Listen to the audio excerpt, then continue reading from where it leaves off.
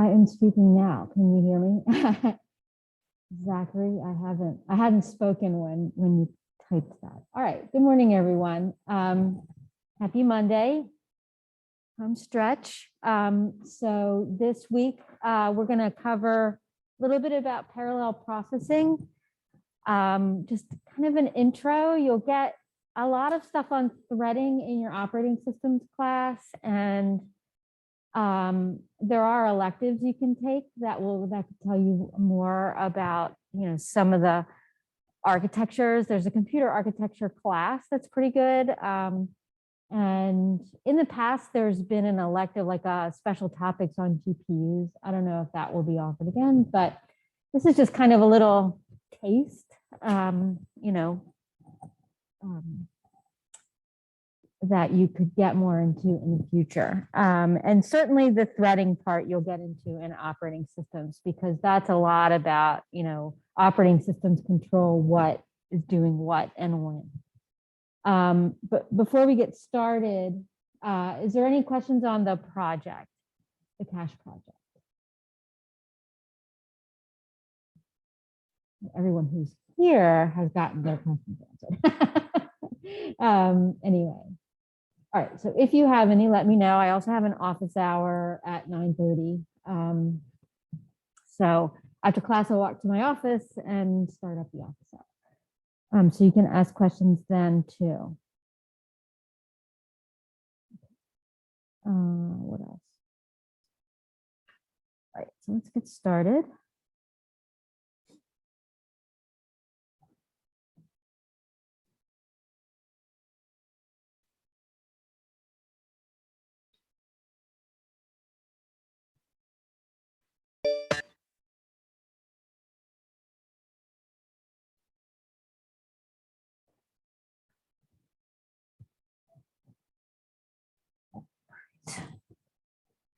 Oh, and so depending on, how long it takes to go through this material. So I'll go through parallel processing this week and some problems. And there's also videos you can watch. We'll go over some more problems in virtual memory. And then if we're all done, this week on Friday, I'll start a review, because you do have a cumulative final, so we can kind of review. So certainly next week is going to be just review for, the review for the final. So yeah, the final is cumulative. It's open notes, just like all the examlets. What you have to memorize is where to find information you need. And you can take it here, so and you can take it here in the room, and you can take it on honor lock. It's a pretty late exam. It's when it was scheduled, when this time period is scheduled. This time period just stinks. First, we're at 8 o'clock in the morning, and then we have, or 8:30, and then we have our final scheduled for almost graduation day. So anyway, so it's like the 17th. So I've had a lot of people get in touch with me that, they were going to go home. So if you can take it at home, as long as you have reliable internet there. So it's going to be up to you to make sure you have reliable internet. If you want to go home and take it on honor lock. Okay. So there's that. So tell everyone, I get asked that a lot. I can try to put in an announcement. I don't know if even that will reach people, but yeah. Open notes on honor lock is an option. Okay, so let's do a little bit of parallel processing. So parallel processing is anything where obviously you're doing two things at once in parallel. So we're going to talk about things like multiple cores, multiple computers. But one easy way to do it is just set up the data path so that you can run more than one instruction at a time. So there's a couple different ways of doing, I don't know, is it, parallelism in pipelining, or having multiple things go through, it would be multiple pipelines at a time, right? So you can there's what's called static multiple issue, where before compiling, it's going to take all the instructions and say, make little packets of instructions. We kind of talked about that in the beginning of the year when we talked about very long instruction word. It's just saying, okay, I'm going to make packets of 2 or however many instructions, put them together and put that, they're going to be something that will go through the pipeline together, right? We're going to have kind of like two options, right? So maybe you're going to pick a arithmetic logic one and a memory one, and they're going to go through together. So that's static. So you see a lot of things where you see like static this and static that, static memory and, static variables. It's basically saying it's static because it's chosen beforehand. You can't change it, right? It compiles. When it compiles, it puts it together. Dynamic is saying, okay, at compile time, I'm going to see what do I have coming at me, and I'm going to make a choice. Is this, what kind of instruction is this? I'm going to send this over here. I'm going to send that over here to different functional units, or kind of lanes is almost the way they put it. So that's chosen at runtime. So I think this is from your book, but this is a pipeline, a static multiple issue pipeline. And here, the blue is not control signals, but the blue is a load or store kind of instruction, right, going through. So you would have 2 instructions. The black one would be, the one going through the black lines would be some kind of load or store, not a load or store, an arithmetic logic, an R type or an I type, or even a branch, because it looks like we can do a branch over here. There's some hardware missing in there, but that would be the branch. Here we have an ALU to do that arithmetic logic. And then the blue down here would be another instruction that we would do the load or store. So we have 2 different ALUs. So we have to add some hardware here. It's going to cost something to do 2 things at once, right? So we have a separate ALU, and then we have this. This is our memory stage. So this one instruction is just kind of hanging, doing nothing, the black one. But the blue one is actually doing its memory write or read, okay? But it's a pipeline where we can do 2 things at once. So I know you miss, these kind of diagrams, but you'll become familiar with them again when you study for the final. But here we make little packets. Not me, but the processor is going to make little packets, 1 ALU instruction and 1 load or store, and then they will go through together the pipeline. Okay.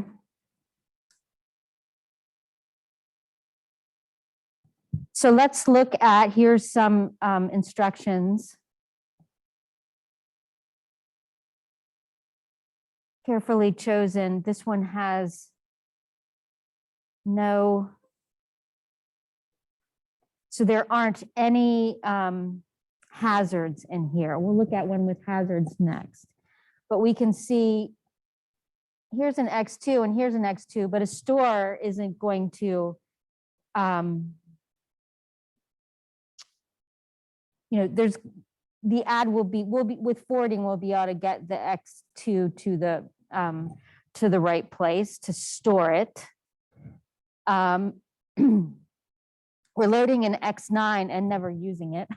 So there's no hazard there. Here we need X2, but there's plenty of time between here and here to get it. So we have an X5 that we need, but again, with forwarding, we'll be able to get it. Okay, so all we have to do now is make up some packets. So what we're gonna do is say, all right, that's gonna be the first packet, or, to go through. So we'll fetch those two. And then in the next one, we'll fetch those two. Okay, so these two go through the pipeline together, and these two, and you remember all about pipelining, right? Fun times. The next one, we don't have any more load and store, so we're just going to have to send one thing by itself. So there's, it can be this kind of static multiple issue kind of requires that there be loads and stores available to be chosen, right? Or both kinds available to be chosen. And it also, we're going to see there can be issues with hazards in here.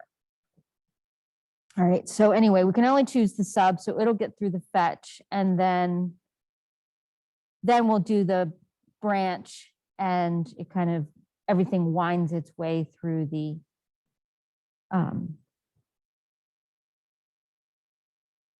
pipeline. So it looks like we've take 8 cycles to finish this. So what would it have been if we didn't have the multiple issue? I think we saved 2, right? Because we only had 2 packets. So it would have been 5, 6, 7, 8, 9, 10. So we saved 10. We saved 2 cycles. Right. So for this tiny little example, our speed up was what?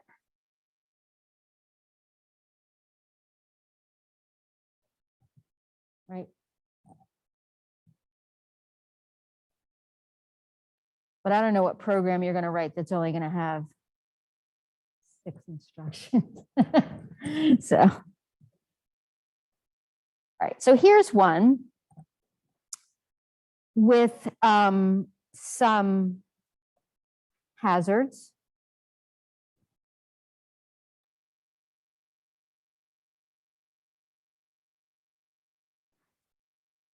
Look at that. I should have, yeah, that was a problem. No one noticed this problem. I have to fix that. So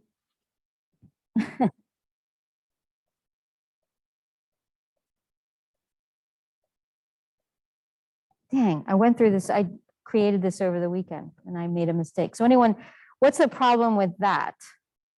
What's the problem with putting those 2 things together? What?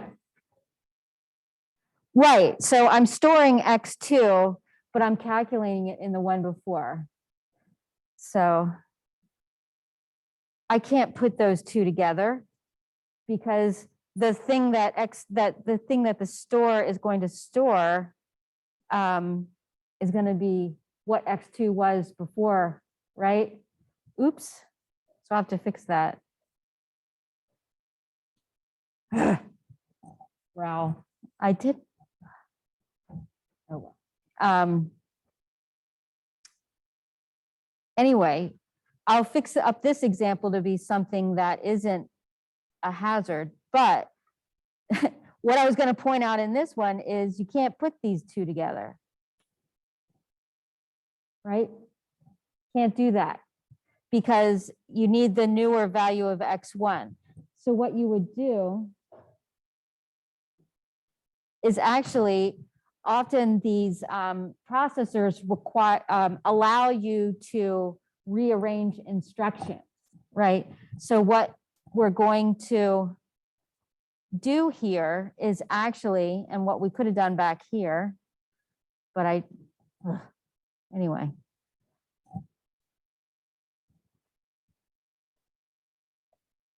Growl, I'll fix it. We're going to take this. We can't put these together, but could we do this and this to start with? Could we rearrange and make the load go after the add and then do the store? since load is loading something into X2, that's not a hazard. So we're going to rearrange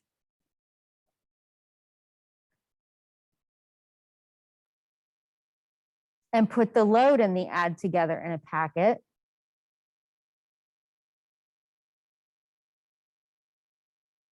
And put the store with the add. Does that make sense?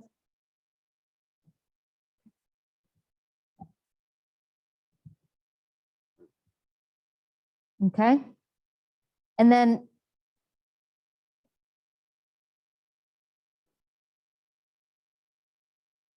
does anyone see another, there is another problem here.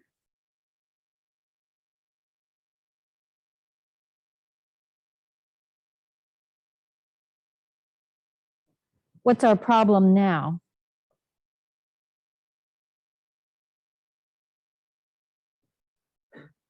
We had one kind of hazard that in our simple data path we couldn't fix with forwarding, and that was load use. And we have that here. So we're loading into X2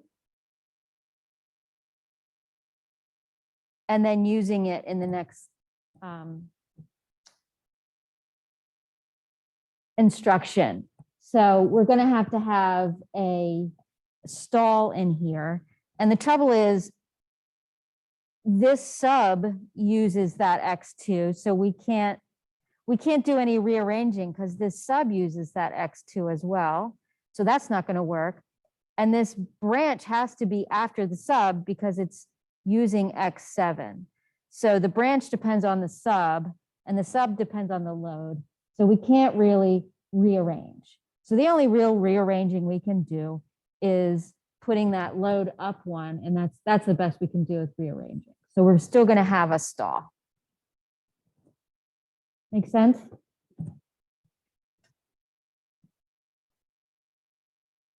Okay. So we're going to run these two through, and then these two, and we're going to need a stall between this and this because of this X2.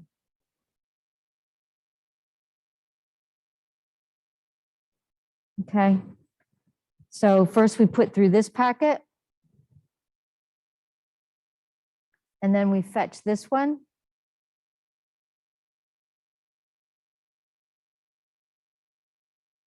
We fetch the sub.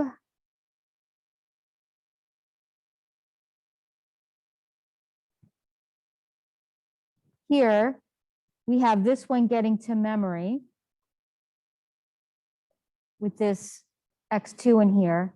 We can't start executing this yet, at least not the add, because this has to get done with the memory stage before this one can execute.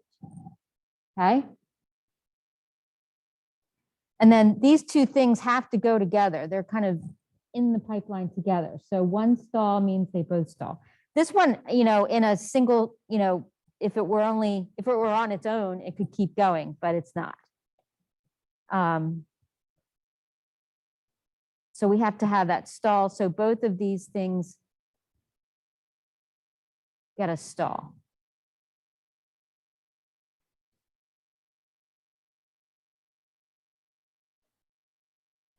So after our one stall, this one gets to execute. The sub gets to decode, and we can fetch the branch.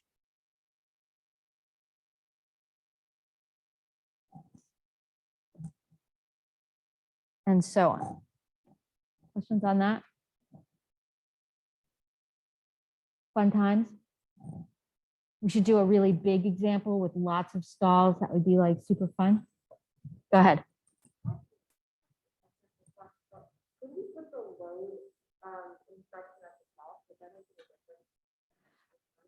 Well, it does kind of go first because it's part of this packet that goes first. So in effect, it's first. Yeah. So yeah, she asked, can you put the load at the top? You could, but it would end up in the same place, right? Because you're putting these together in a group. I kept the example fairly simple to go through it. But I mean, we could do a kind of longer one and see, maybe on Wednesday we'll do something that's a little more real, because I don't know what this thing is accomplishing. If it's accomplishing anything, he will do a real example on Wednesday. All right. So this is dynamic multiple issue. I think it's actually a more common now in real life. So here you have these things called functional units.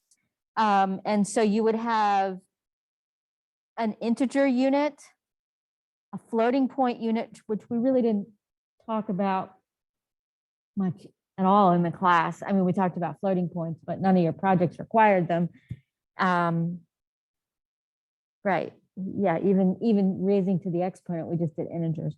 But you could have a floating point station. So you have floating point instructions, and you would put those through the floating point unit and then the load and store. So as you get instructions, you can send them to a different station, right? And decide which one it goes through. They come out in here, and then there is called in order commit. They kind of come out of the commit unit in order, right? Kind of interesting. But this thing, actually, this unit, it has to look at, again, it has to look at hazards and what things can go together and what thing has to finish before the other one can go through. It's interesting. So here, let's again take our, and look, well, yeah, this is the same one with this hazard in here. Let's see. So what are we going to do? We're going to one by one decide, put it in a reservation station and decide which one has to go and which one has to wait. So we'll start with the add and the store. The store has to wait.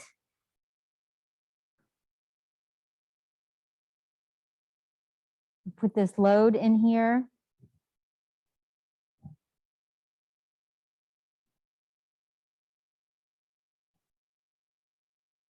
All right, so we've got all of our things kind of waiting for decisions to be made. Put the add through first. The store has to wait, but because we can do out of order execute, it looks at the load and says, look, I can go ahead and do that one because nothing depends on it. Well, it doesn't depend on anything. How's that? Once the add gets done, we can then send this store through.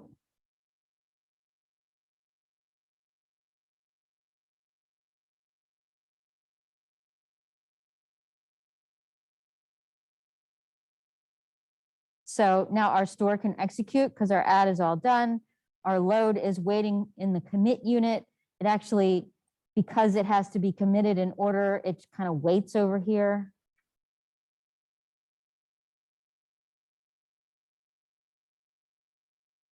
So just an example. For the two integer reservation stations, yeah. We'll have a really simple example coming up, but yes, it is random. It's random in, it tries to make intelligent choices. Let's put it that way.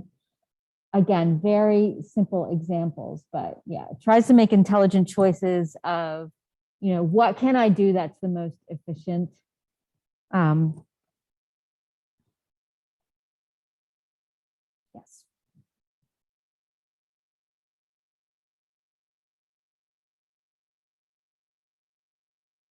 All right, so multi-threading. So again, you'll learn a lot more about threading in operating systems, but the idea of threads as opposed to processes is a thread. Well, actually, we'll just wait and go to the next slide. a process might have several threads executing in parallel, right? It's something that can be done independently of, two threads are doing things that don't depend on each other, right? So in a graphics processing unit, each pixel has its own thread, right? Because a pixel is just going to have a color and a brightness. It doesn't really depend on the pixel next to it. I mean, you just calculate, you calculate for each pixel, what is my color and brightness, and I make that happen, right? So in a GPU, each pixel has its own thread. And actually in a GPU, that's where it's like massively huge numbers of threads.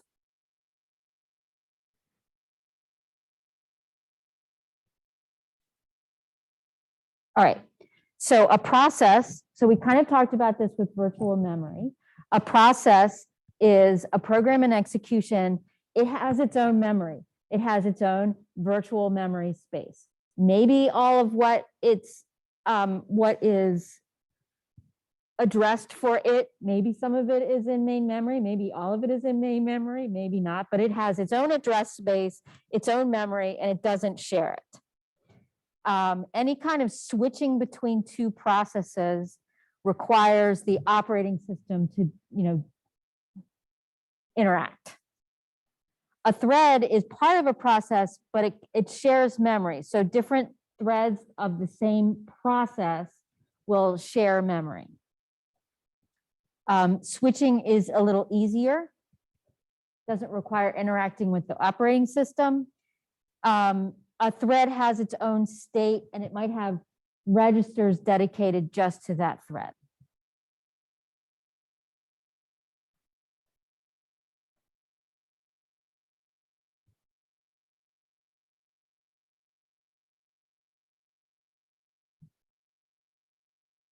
Okay, so a dynamic multiple issue processor can schedule instructions from different threads, right? So now we had before where we had this one little thing and it was making choices.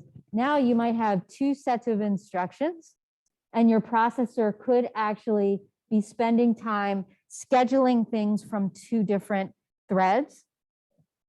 And it might even be able to mix them up, one functional unit might be able to have an instruction from one thread, an instruction from another thread going through at the same time, right? So one functional unit might have different threads being executed on it.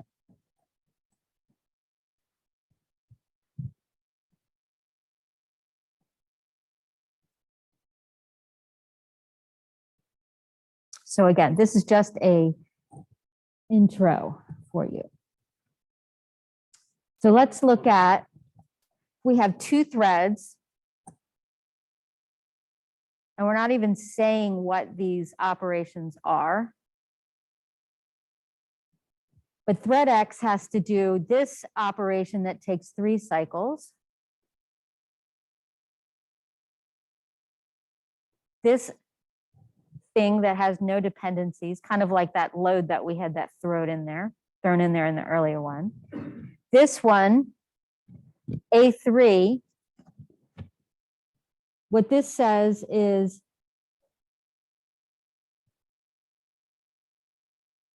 this can't run at the same time as A1. So if there's 2 functional units, I can't run A3 on one and A1 on the other because there's conflicts. It's an example from your book, doesn't say what they are, it's just they can't run at the same time. A4 depends on the result of A3. So we can't put A4 through before A3. And then we have this B1. This is 2 cycles long. B2 can't be run at the same time as B1. B3 depends on B2. This one is independent, but it takes 2 cycles. So we're going to look at different types of setups and how long it would take. So here we have a 2-core processor that allows out-of-order execution. So here we're just going to have two cores. Didn't really talk about that. It's coming up.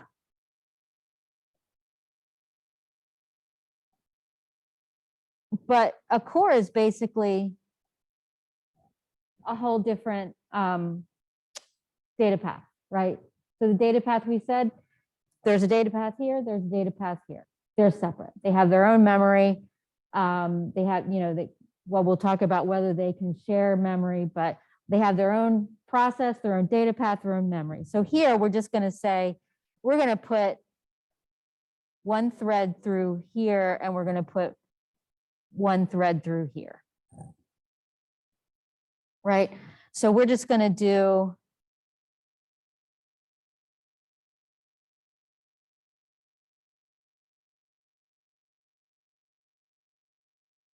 so each one of these is a cycle. We're just going to run it in order, right?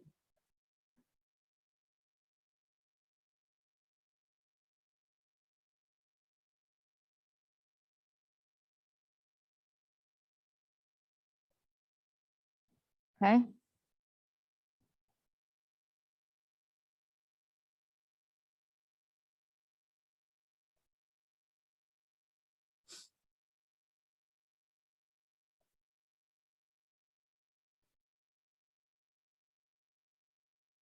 So that's pretty simple. I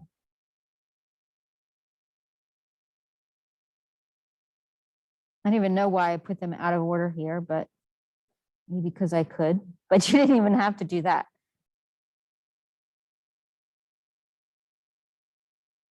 Now, let's say this one is saying each core has two functional units.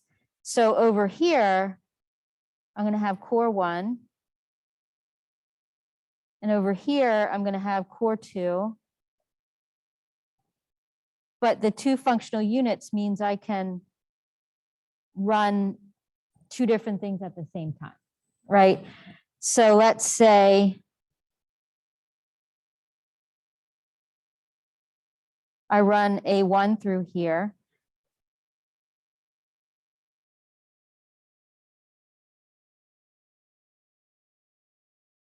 And then I can do A2.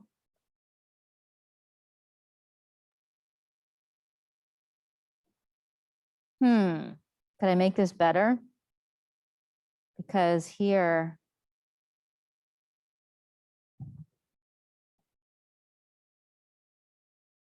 how could I make this better?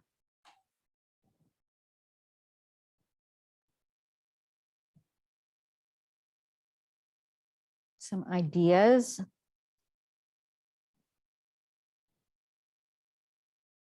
Could run A3 first. And then A1. Then I could do A2 over here. Save me one cycle, right? Okay. So I can do that. Make sense?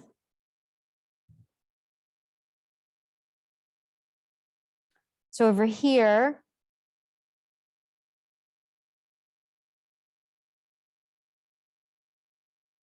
maybe I'm going to run B2 first. Then I can run B1 over here.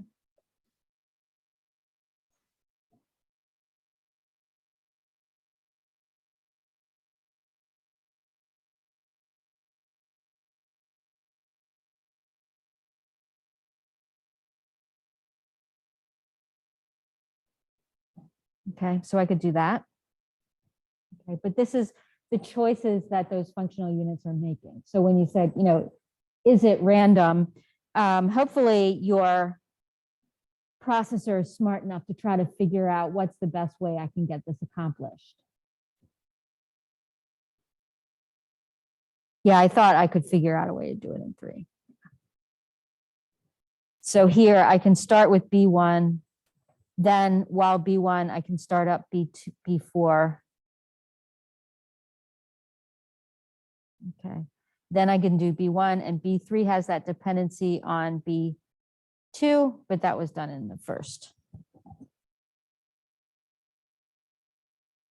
I think what it means, again, this is an example from the book or a question from the book.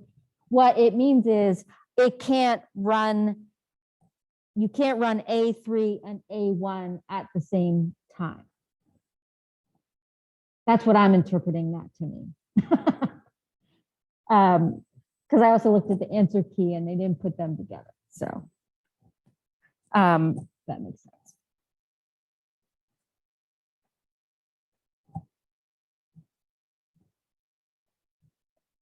So kind of similar when we said, oh, that store that is storing the thing that the ad is creating, they can't run in the same packet. It can't run at the same time because it's dependent on the result.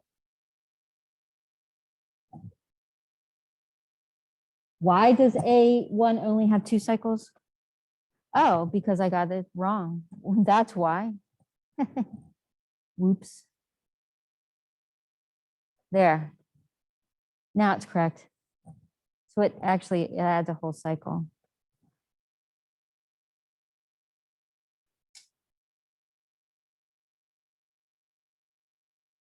I don't think we could possibly make that. Yeah, you can't make that shorter because this one takes 3 and that one can't be at the same time. So that's the best it could possibly be. Another correction. Jeez.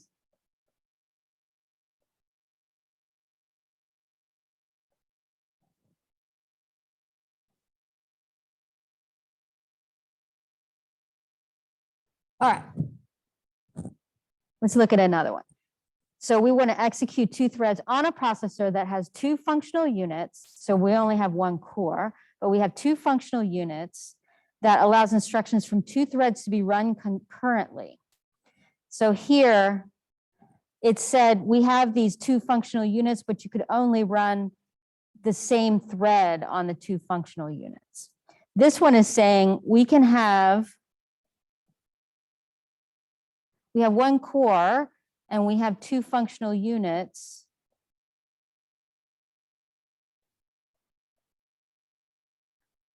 But we can kind of flip which thread is going at the same time. So we could do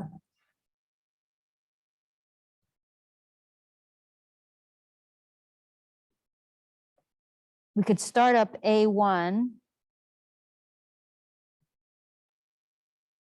and we could start up B1. And when B1 is done, we could actually do A2 over here and so on, right? So this one says 2 functional units and you can, oops, interleave the threads and throw your pen.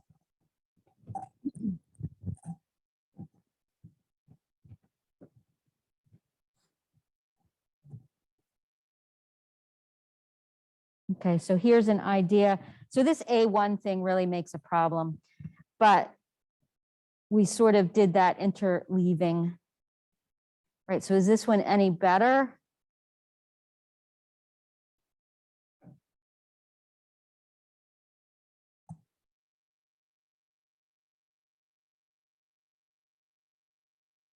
Oh, God, the next, so this one actually says, I'm sorry.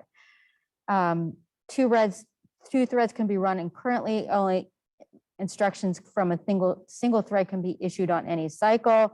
So that's this one. The next one is where we can interleave instructions. So here's one where we can say different instructions can be run on different cycles. So we got this down to 1, 2, 3, 4, 5, 6. This is obviously the best we can do.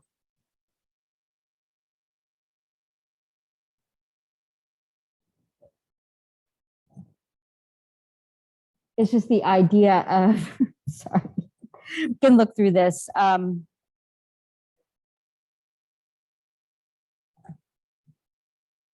Different options of, of ways of getting things together. So the idea where sometimes you can have these functional units that allow packets of instructions from different threads, interleaving threads onto different processors and functional units. Okay. Questions on this?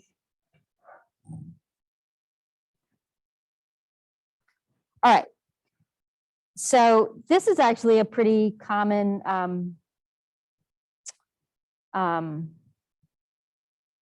terminology. It's called Flynn's taxonomy.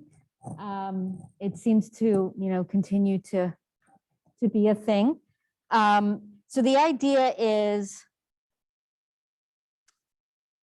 it's a way of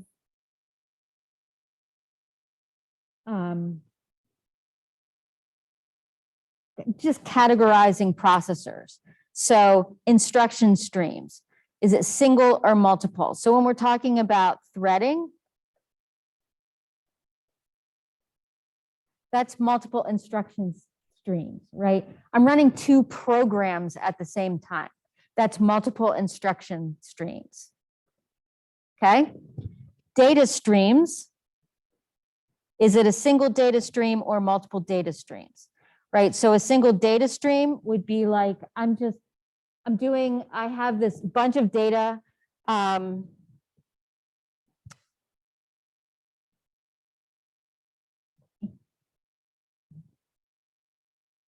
have one hunk of data or I have multiple hunks of data, right? So this one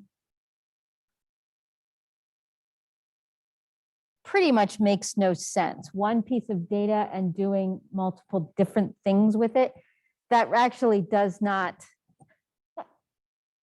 this actually isn't a thing, right? Where you take one piece of data and run 2 different programs on it. Does that even make sense? I actually had someone, I guess probably the first time I taught this class here at UF, where I said, name the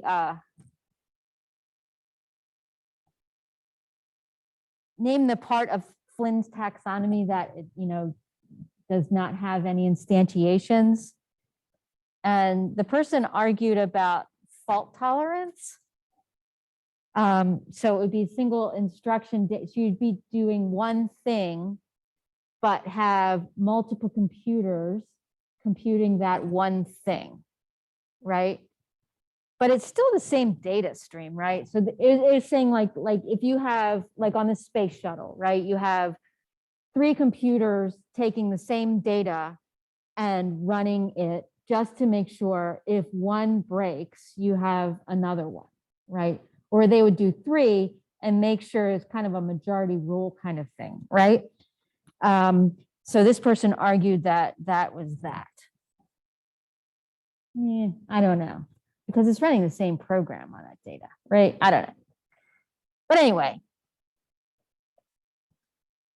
multiple instructions and multiple data streams, again, that would be threading, right?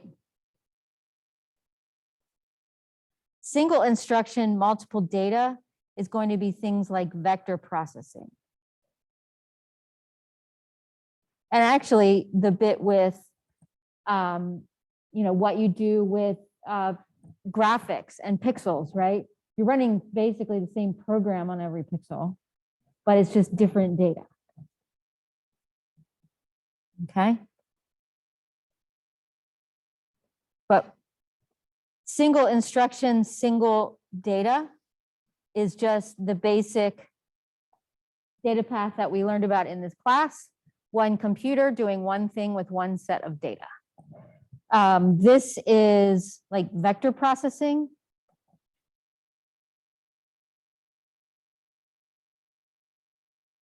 Saying, I have to do the same thing to a whole bunch of data. I am going to send it out there. I have a matrix. If I'm gonna add 2 matrices together, right? I'm doing the same thing. If it's a 10 by 10 matrix, I'm doing the same thing 100 times. I could do, if I had 100 processors, I could do that in one cycle, right? Instead of 100 cycles, right? So that's vector processing. Multiple instruction, multiple data is kind of what we just talked about with threading. I have different processes happening at the same time with different sets of data. It's also, you could also say, you know, parallel computing is also, you know, kind of multiple, like different computers doing different things on different data and communicating with each other. That's multiple instructions, multiple data.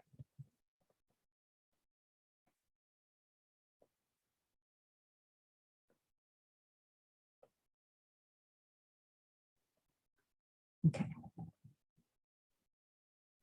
All right, so we talked about this. So vector processing, same operation on a vector of values. They're handled with vector instructions and special vector registers. And actually ARM has vector instructions. I actually didn't know that until this, until now. But there's, like they talk about in the book, they talk about some of the extensions for x86, the vector instructions. ARM has them too. So special instructions that say, do this to this whole array. And then we talked about this. There's no processor that does multiple instructions on single data. You can think of an application.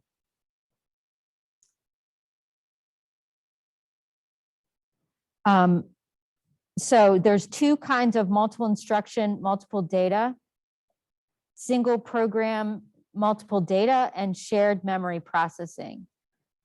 So we'll talk more about shared memory processing.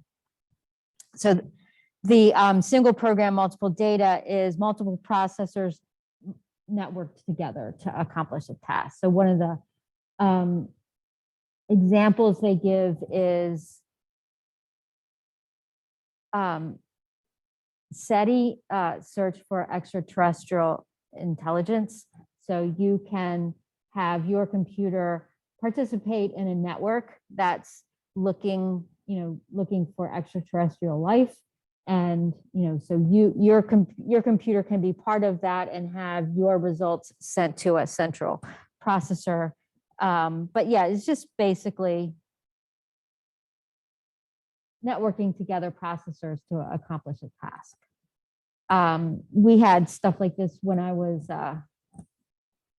at the applied physics lab. We would have our computers get things done at night for other people. Like when we would go home, if there was some simulation that someone wanted to run, you could, kind of agree to have your computer used that night to do some of this calculation and sent back to where it was needed. I'm not sure how much this is used now, because now we have these massive parallel processors on one chip. But at the time we did stuff like that. But shared memory processing is what we just talked about. Maybe I should have waited. I don't know. It's hard to figure out the order, but multiple cores. So probably any laptop you have now has multiple cores. Threading, obviously that happens in every laptop. And then as we talked about with the virtual memory, one address space for all the processors, one main memory space, or virtual addressing. Questions so far? I'll fix the slides, at least that first one. And then we'll finish this slide deck on Wednesday.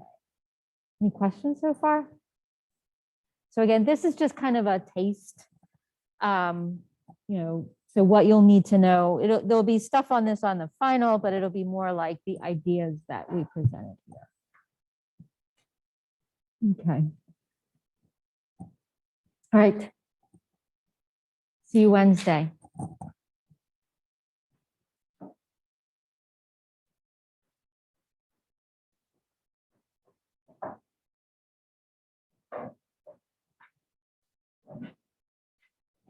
What did I say about the final? I said this is going to be on the final, but more like the ideas of parallel processing. There's not going to be any difficult rearranging of instructions on the final, or anything like that.